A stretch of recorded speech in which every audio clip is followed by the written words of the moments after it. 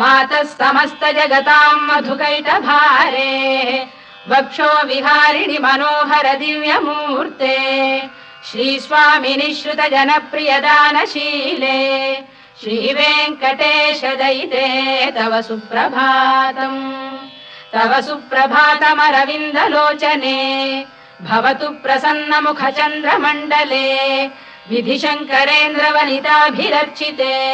वृषशैलनाथ दयिते दयानिधे अत्र्यादिसप्तऋषयः समुपास्य सन्ध्याम् आकाश सिन्धु कमलानि मनोहराणि आदाय पादयुगमर्चयितुम् प्रपन्नाः शेषाद्रिशेखर विभो तव सुप्रभातम् पञ्चाननाब्ज भव षण्मुख वासवाद्याः त्रैविक्रमादिचरितम् विबुधास्तु वन्ति भाषापतिः